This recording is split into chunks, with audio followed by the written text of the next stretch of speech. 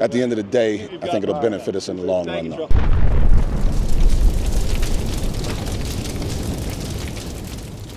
Sorry to jump in here, but maybe give me a scouting report on TyJuan Garbutt, because we really don't know a whole lot about him.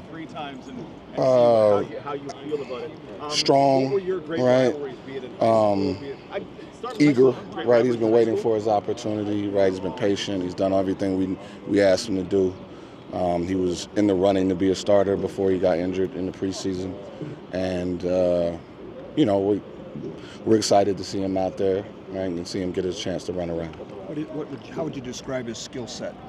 How vicious are those rivalries? How strong are those rivalries? Pretty versatile, actually. You know what I mean? He can beat you with power. He can beat you with speed. He can beat you with hands. Right? He's talented that way. I mean, he's still young. He's still a rookie. Right? He's still going to have his ups and downs and his learning moments. But at the end of the day, we believe he's a talented football player. You said something yesterday that sounded like kind of the Baumer way, in that when he was out, he wanted to teach Owen Hubert. He wanted to help Lucky to. And those are guys that don't have much more experience than him, but it sounded like a guy that probably fits your prototype. Yeah, so when we say experience, like he's been in the building, right? So he knows the rules, the calls, and that kind of thing. So the experience part is just executing it. So being able to talk to those guys, like, yeah, that's a benefit. Definitely an asset to the younger guys that, you know, he was, one, able to, but also willing to. Just one more for me. What do you see different from Saskatchewan in a Trevor Harris-led offense to Shea Patterson-led offense? They're similar, man. They're similar in the sense that their discipline is still there. They execute the things they do at a fairly high level. I think he's a little more dynamic in the sense that he can create with his legs. He can extend plays a little bit differently than Trevor Harris. And although he is getting rid of the ball quickly, like his ability to extend plays, you know, is probably his biggest strength.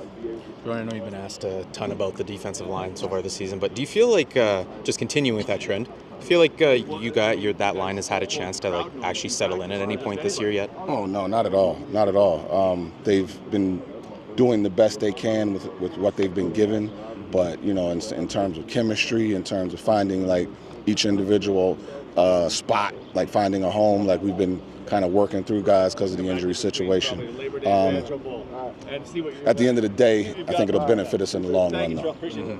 And TyJuan, obviously, that's a good step in the right direction, obviously. Yeah, I mean, again, we'll see what we end up with. Again, he's a young guy who hasn't been on the field. Like, you know, he's got, I think, the one game at the end of the year last year, right, where he's played any meaningful snaps. So, again, we're not putting too much on his lap, but we do, you know, I'm excited about him individually, his talent level and what he may bring to the game.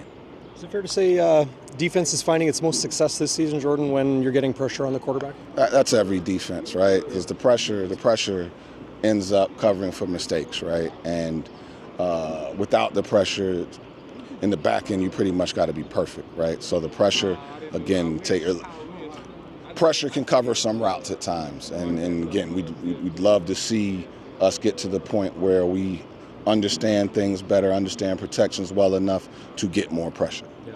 As a DB yourself, I know you always keep your eyes sharp on the receivers. Across the league and here in Winnipeg as well.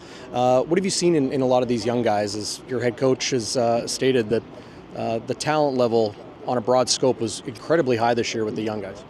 Oh man, it's I think like across the league, like teams are pretty settled in their offensive systems for the most part, and they're structured in a way where these young guys can come in and contribute right away, right? And we're seeing that across the league where, you know, even, you know, with our group, Wilson, the way he was able to have an impact and click with Zach, right?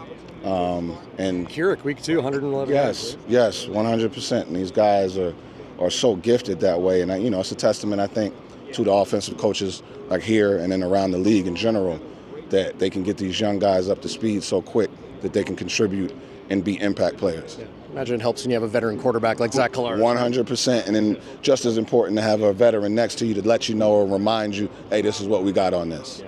Thanks, Jordan. No problem. Thank you.